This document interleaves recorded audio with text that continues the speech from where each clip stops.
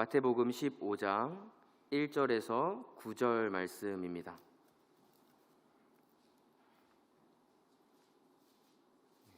다 찾으셨으면 저와 함께 교독하도록 하시겠습니다. 제가 먼저 읽겠습니다. 그때 바리새인과 서기관들이 예루살렘으로부터 예수께 나와 이르되 당신의 제자들이 어찌하여 장로들의 전통을 범하나이까? 떡을 먹을 때에 손을 씻지 아니하나이다. 대답하여 이르시되 너희는 어찌하여 너희의 전통으로 하나님의 계명을 범하느냐? 하나님이 이르셨으되 내 부모를 공경하라 하시고 또 아버지나 어머니를 비방하는 자는 반드시 죽임을 당하리라 하셨거늘 너희는 이르되 누구든지 아버지에게나 어머니에게 말하기를 내가 드려 유익하게 할 것이 하나님께 드림이 되었다고 하기만 하면 그 부모를 공경할 것이 없다 하여 너희의 전통으로 하나님의 말씀을 폐하는도다. 외식하는 자들아 이사야가 너희에 관하여 잘 예언하였도다. 일러스되 이 백성이 입술로는 나를 공경하되 마음은 내게서 멀도다. 9절 말씀을 함께 읽겠습니다. 시작. 사람의 계명으로 교훈을 삼아 가르치니 나를 헛되이 경배하는도다 하였느니라 하시고. 아멘. 드린 헌금 위에 기도하고 말씀을 증거하겠습니다. 하나님 아버지, 각자의 자리에서 하나님께 온전히 예배할 수 있게 하시니 참 감사합니다. 우리의 마음이 하나님을 향할 수 있도록 도와주시고 하나님의 은혜를 사모하며 경험하는 시간 될 수 있도록 인도하여 주시옵소서. 말씀대로 살겠다고 다짐하고 결단하는 마음을 가지고 하나님께 우리의 마음과 뜻과 정성, 물질 모든 것을 하나님께 드립니다. 말씀대로 살 수 있도록 은혜를 베풀어 주시옵소서. 하나님의 나라와 이를 위해 사용하여 주시옵소서.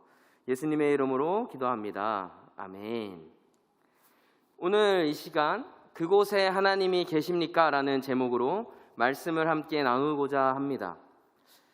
성도님들께서는 질문을 많이 하시는 편이신가요? 제가 학교를 다니고 있는데요. 학교 수업에서 발표를 할 때 가장 두려운 것이 발표를 다 마치고 교수님과 다른 학생들로부터 질문을 받는 시간에 혹시 내가 대답하기 어려운 질문, 생각 안 해본 질문을 받게 되면 어떡하지? 입니다.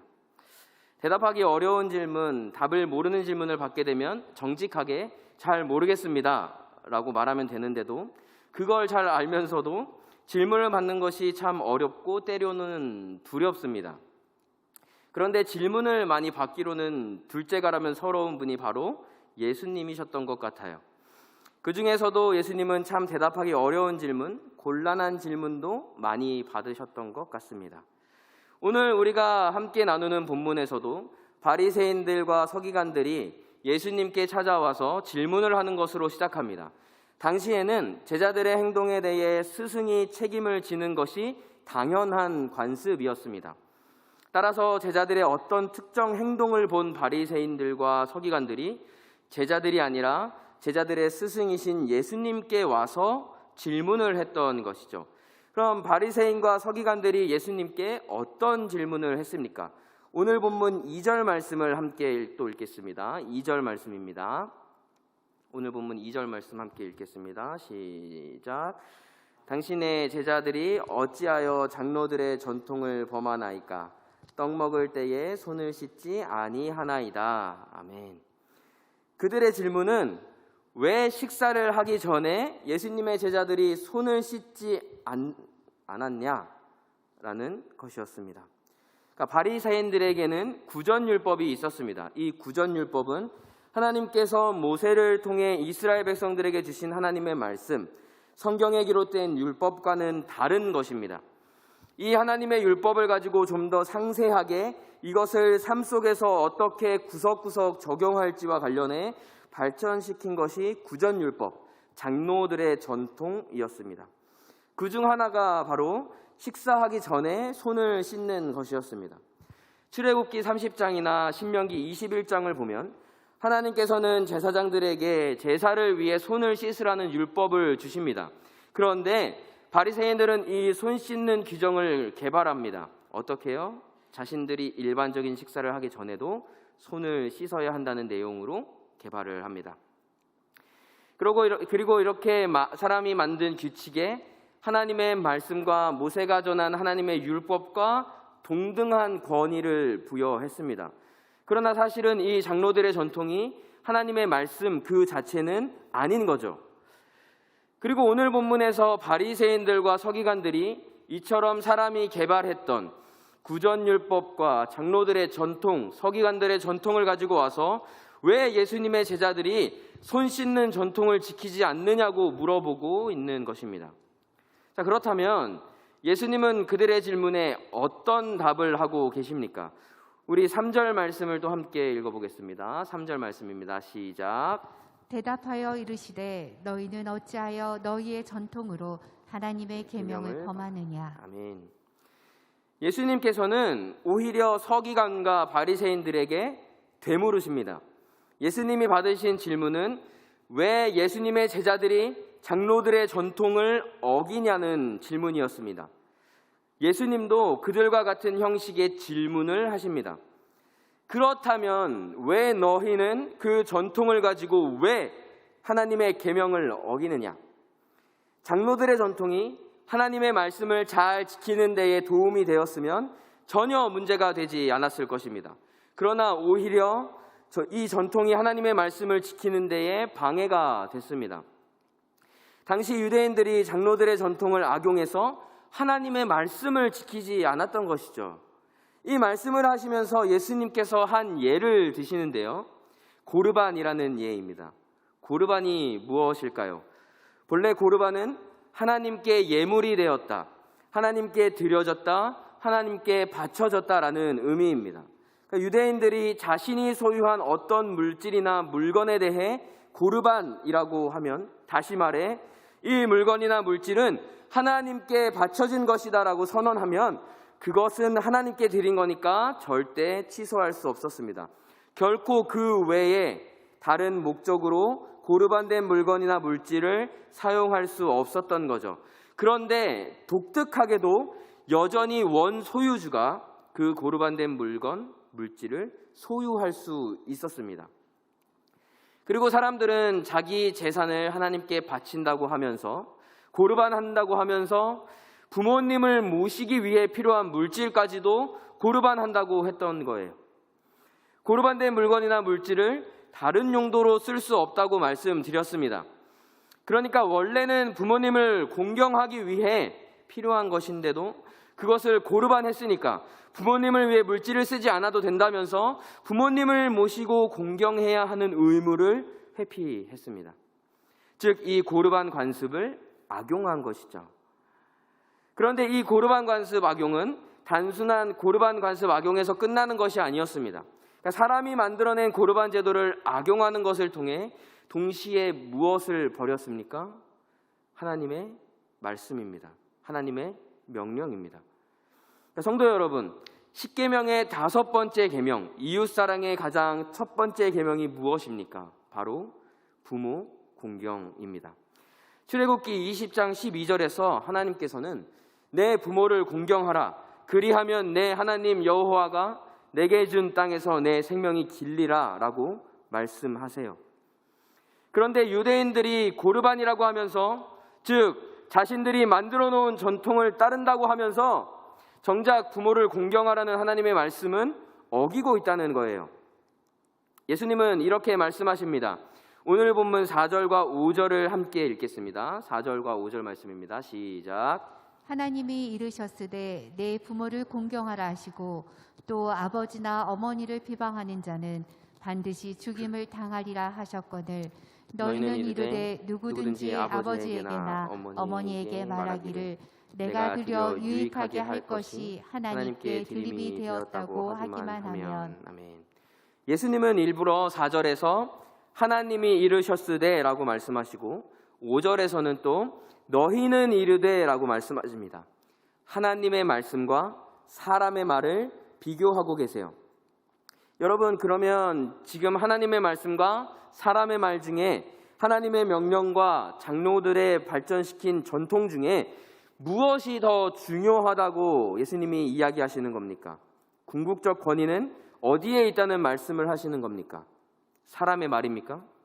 사람이 만들어 놓은 전통입니까? 사람의 생각입니까? 아닙니다. 하나님의 말씀이라는 거예요.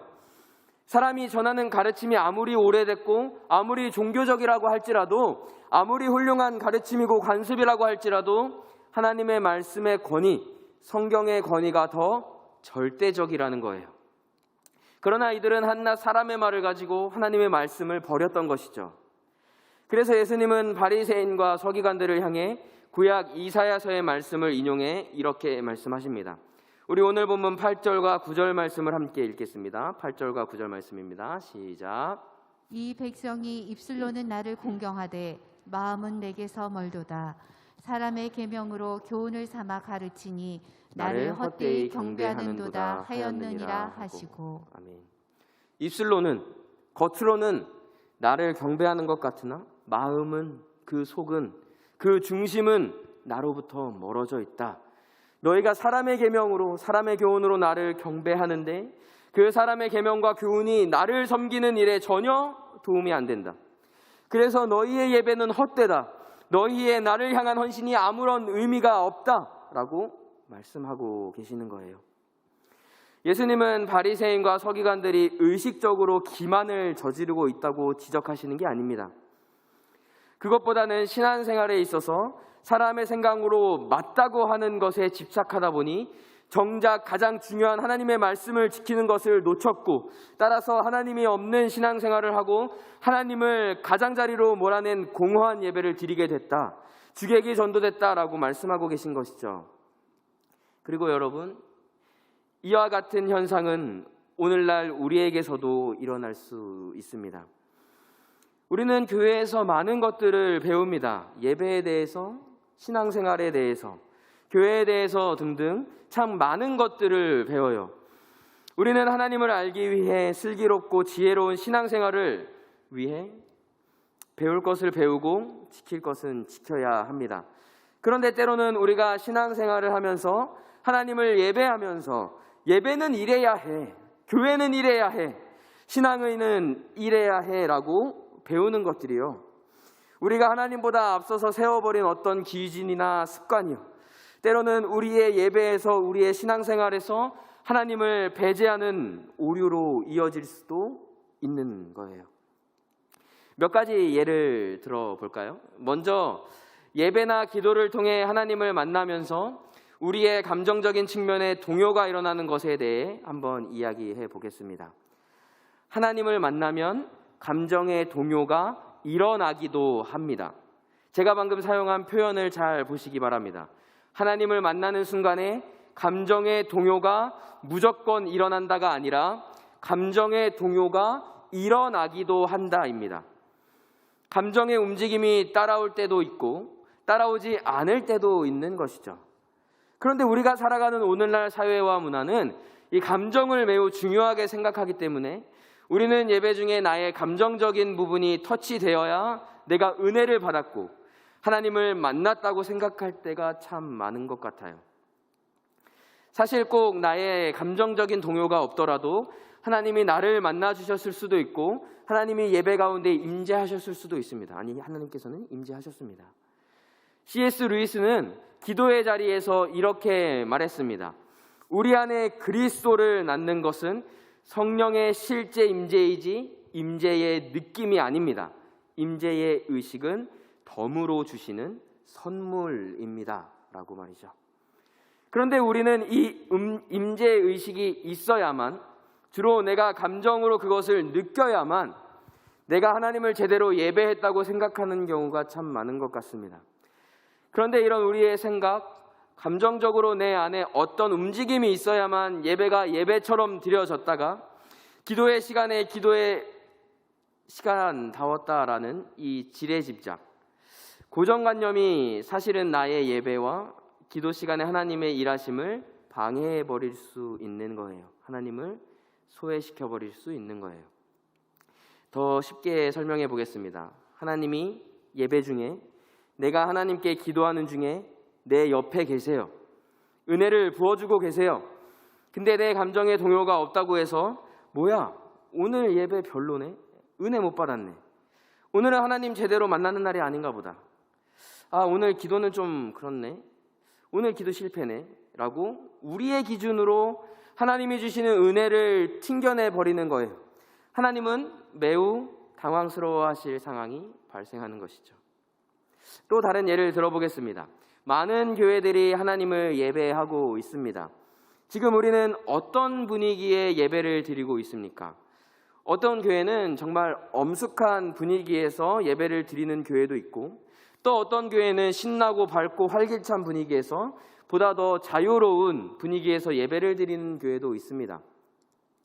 엄숙한 분위기에서 예배를 드리는 교회는 밝고 활기찬 분위기의 예배를 진행할 여력이 안 돼서 그렇게 하는 것이 아닙니다. 반대로 밝고 활기찬 분위기에서 자유롭게 예배를 드리는 교회 또한 엄숙한 분위기의 예배를 드릴 여력이 되지 않아서 그렇게 하지 않는 것이 아닙니다.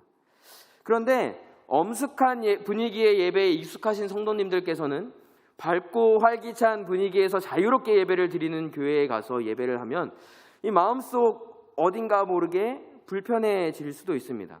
그러니까 예배를 드릴 때는 엄숙해야 한다고 생각하기 때문에 예배의 활기차고 밝은 분위기를 보면서 예배에 방해를 받을 수 있는 것이죠. 시끄러워서 예배가 돼?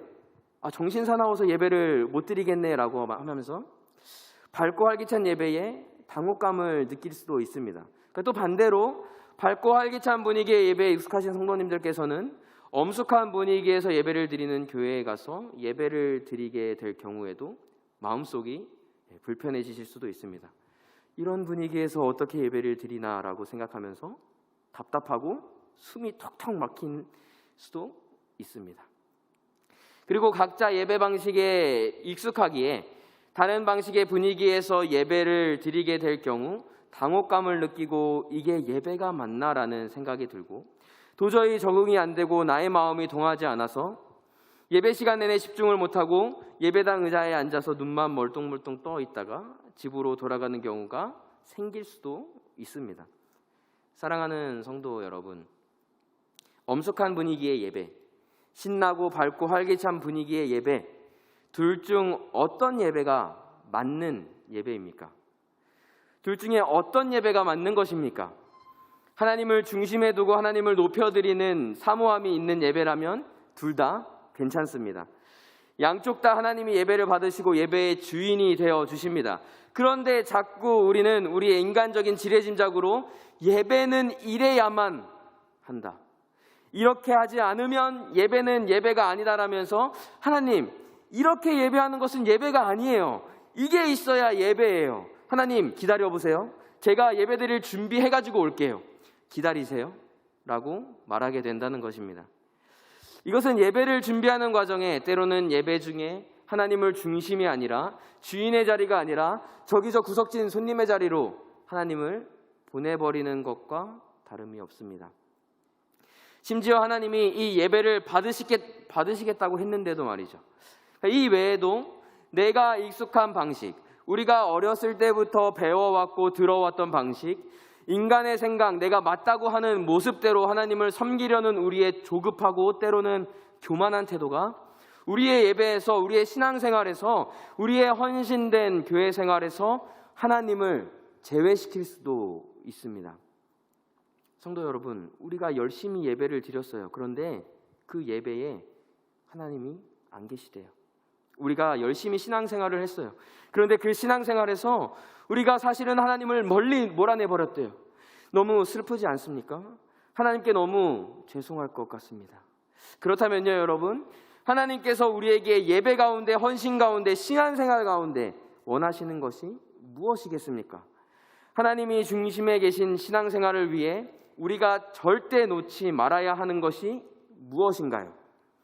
우리가 지켜왔던 방식을 지키는 것이나 인간의 생각으로 최고의 것을 드리는 것이나 우리가 지켜왔던 방식이 우리가 하나님을 예배하는 데에 도움이 된다면 그 습관, 그 생각, 그 방식 당연히 지킬 수 있습니다.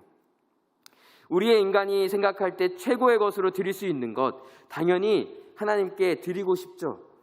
그러나 우리의 신앙생활에 있어 하나님이 우리에게 우선적으로 원하시는 것, 가장 중요하게 생각하시는 것은 그보다도 우리 마음속 깊은 곳에 있는 하나님을 사랑하는 마음입니다.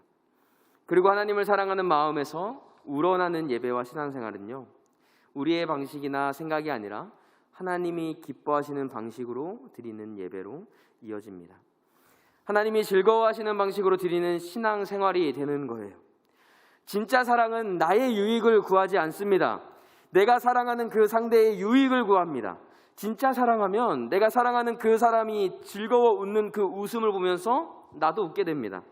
진짜 사랑하면 나의 즐거움을 위해 상대에게 강요하는 것이 아니라 상대방이 좋아하는 것, 즐거워하는 것을 해주고 싶어집니다. 하나님을 사랑할 때도 비슷한 것 같아요. 하나님을 정말 사랑하면 하나님께서 좋아한다고 하는 것 해드리고 싶어집니다. 하나님이 기뻐하시는 것에 나도 관심이 갑니다. 그리고 우리의 예배도 신앙생활도 그렇게 되는 거예요. 내 생각에 좋은 대로 예배하는 게 아니라 하나님이 좋아하시는 대로 예배하게 되는 것입니다. 하나님이 기뻐하시는 방식과 태도와 생각이 궁금해지고 그대로 예배드리고 싶어지는 것입니다. 여러분, 인간이 생각해낼 수 있는 신을 섬기는 방법 중 최고의 방법이 무엇인 것 같으세요? 굉장히 끔찍한 방법이라 최고의 방법이라는 말이랑은 좀 안 맞는 것 같긴 합니다. 최고라는 단어보다는 신을 움직이는 데에 가장 강력할 것이라고, 신을 움직이는 데에 가장 효과적일 것이라고 인간의 머리로 생각해낸 방법이라고 해야 할까요? 어쨌든 인간이 고안해낸 신에게 제사를 드리는 가장 강력한 방법이 무엇인 것 같으세요? 바로 인신제사입니다. 산 사람을, 사람의 목숨을 제물로 바치는 것입니다. 실제로 고대의 인신제사가 지구촌 곳곳에서 행해졌습니다. 성경에도 이방신을 섬기면서 인신제사를 드리는 모습들이 등장합니다. 열왕기상에 보면 몰렉, 몰록, 밀곰 동일한 신인데요. 이 우상신 몰렉에게 어린아이를 인신제사로 바쳤던 모습이 기록되어 있습니다. 남유다의 왕 아하스와 므낫세가 몰록에게 인신제사를 드리는 끔찍한 죄악을 저질렀다고 성경이 이야기하고 있습니다. 그런데 이스라엘 백성들은 하나님께 인신제사를 드리지 않았습니다. 구약시대 주변 국가 사람들이 생각하던 신에게 제사를 지내는 가장 강력한 방법이 바로 인신제사였는데 왜 이스라엘 백성들은 그렇게 하지 않은 걸까요? 하나님은 인신제사를 기뻐하시는 분이 아니라 인신제사를 싫어하시는 분이시기 때문입니다. 인신제사를 가증스럽게 여기시기 때문입니다. 하나님은 인간의 생명 하나하나를 모두 귀히 보시는 사랑하시는 하나님이시죠. 사랑하는 성도 여러분, 우리는 참 많은 생각을 가지고 이미 학습된 태도와 방식을 가지고 예배의 자리로, 기도의 자리로, 말씀의 자리로, 봉사의 자리로, 또 헌신의 자리로 나아갑니다. 그것들이 우리에게 도움이 될 때도 분명히 있습니다. 그런데 우리가 정말 우리 신앙생활의 주인의 자리에 하나님이 계시도록 하기 위해서는 우리의 예배에서 하나님을 소외시킴으로 말미암아 우리의 예배가 헛된 예배가 되지 않도록 하기 위해서는 끊임없이 우리의 신앙 중심에 무엇이 있나를 점검해야 합니다. 나의 앞선 생각인가? 교회 생활과 예배와 봉사에 대한 나의 선입견과 관습인가? 아니면 하나님을 뜨겁게 사랑하는 마음인가? 하나님을 사랑하는 마음이 있어야 우리는 하나님이 기뻐하시는 방식의 신앙생활을 탐구하게 됩니다. 내가 어떻게 신앙생활을 하는 것을 하나님이 좋아하시는지가 궁금해지게 됩니다. 사랑하는 성도 여러분, 우리 전심으로 그 마음을 구해봅시다. 그 마음을 매일 새롭게 회복합시다. 영원하시고 아름다우신 하나님을 향한 사랑을 바탕으로 우리의 신앙의 중심에 하나님께서 계시게 합시다.